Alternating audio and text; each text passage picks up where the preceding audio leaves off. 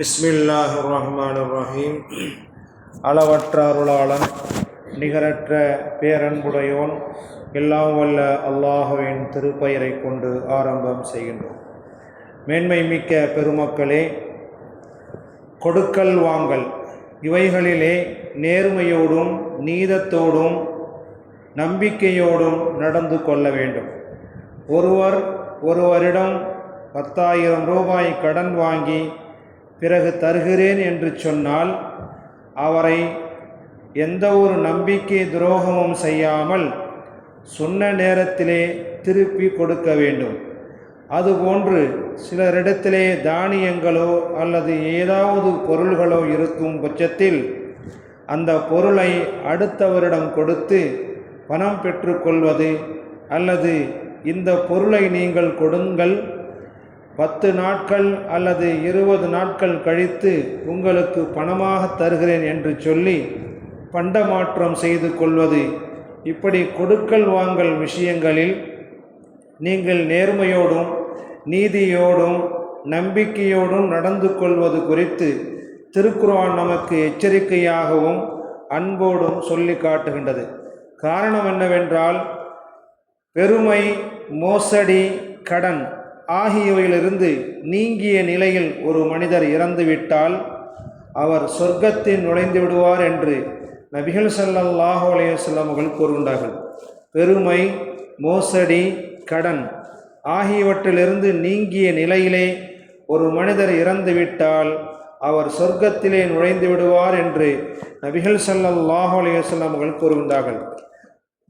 Abu சயீதுல் குத்ரி என்ற நபி தோழர் அறிவிக்கின்றார்கள், தொழுகை நடத்துவதற்காக நபிகள் ஸல்லல்லாஹு அலைஹி வஸல்லம் அவரிடம் ஒரு ஜனாசா கொண்டு வரப்பட்டது.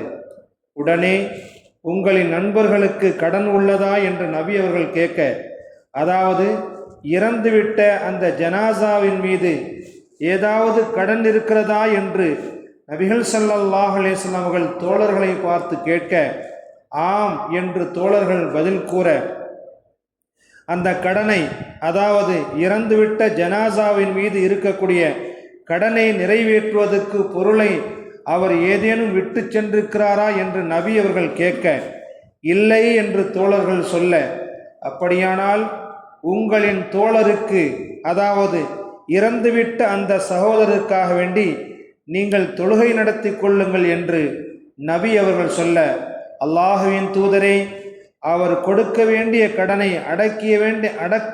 அடைக்க வேண்டிய பொறுப்பு என்னை சார்ந்தது என அலி இப்னு அபி தாலிப் ரலியல்லாஹு தஆலா அன்ஹு சொல்ல, உடனே முன்னால் வந்த நபி அவர்கள் அந்த மையத்துக்கு தொழுகை நடத்தினார்கள்.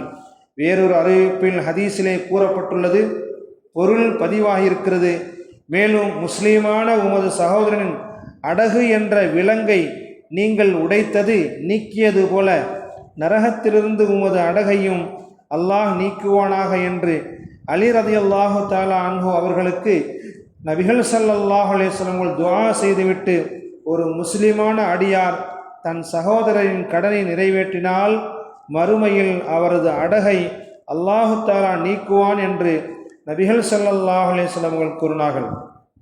ஒவ்வொரு மனிதனும் தாம் சம்பாதித்தவற்றுக்கு பிணையாக ஆக்கப்பட்டுள்ளான் என்று திருக்குர்ஆன் கூறுவது போல, மனிதன் செய்கின்ற ஒவ்வொரு செயலுக்கும் அவன் அடகு வைக்கப்பட்ட பொருள் போல மறுமையில் பிடிபடுவான். அவனது ஒவ்வொரு நற்செயலும் பிடிபட்ட அவனை விடுதலை செய்யும் என்பதையே மேலுள்ள நபிமொழியும் இறை வசனமும் நமக்கு விளக்கம் தருகின்றன. எனவே உலகத்தில் கடன்காரர் கைது செய்யப்படுவது போல கடன் பிரச்சனை மறுமையில் பெரும் பிரச்சனையாக உண்டாகும். அதனால்தான் அந்த பிரச்சனையை தீர்த்து வைக்க அலி ரலியல்லாஹு தஆலா அன்ஹு அவர்களுக்கு நபி அவர்கள் விசேஷமாக மேற்கொண்ட துஆவை கேட்டார்கள். கொடுக்கல் வாங்கல் என்பது மிக முக்கியமான இடத்தை பெறுகின்றது என்பதை மேற்கூறிய ஹதீஸில் தெளிவாக்கப்பட்டுள்ளது. மேலும் அப்துல்லாஹ் இப்னு அபி ரபீஆ என்ற நபி தோழர் அறிவிக்கின்றார்கள், என்னிடம் நபி அவர்கள் 40,000 திரகங்களை கடன் வாங்கினார்கள். பின்னர் அவரிடம் பணம் வந்ததும் என்னிடம் அதை கொடுத்துவிட்டு, உனது குடும்பத்திலும் உனது பொருளிலும் அல்லாஹு தாலா உனக்கு பரக்கத்து செய்வானாக என்று கூறிய நபிகள் ஸல்லல்லாஹு அலைஹி வஸல்லம் அவர்கள் கடனுக்குரிய கூலி புகழ்வதும் வாங்கிய கடனை நிறைவேற்றுவதும் என்று கூறினார்கள். ஒரு மனிதரிடம் நாளை தருகிறேன் அல்லது 2 நாட்கள் தருகிறேன் என்று சொல்லி கடனாக கொடுக்க வேண்டும் என்ற எண்ணத்தோடு ஒரு மனிதர் அடுத்தவரிடம் கடன் வாங்கினால் அந்த கடனை அல்லாஹு தாலா நிறைவேற்றுவதற்கு அவருக்கு உதவி செய்வான். ஆனால் வாங்கிய கடனை திருப்பி கொடுக்கக்கூடாது, அவனை மோசடி செய்ய வேண்டும், அவனை நம்பிக்கை துரோகம் செய்ய வேண்டும் என்ற எண்ணத்தோடு ஒரு மனிதர் அடுத்தவரிடம் கடன் வாங்கி கொடுக்காமல் ஏமாற்றினால் அதற்குரிய தண்டனையை மறுமை நாளிலே பெற்றுக்கொள்வார் என்பதை மேற்கூறிய ஹதீஸ் நமக்கு தெளிவுபடுத்துகின்றது.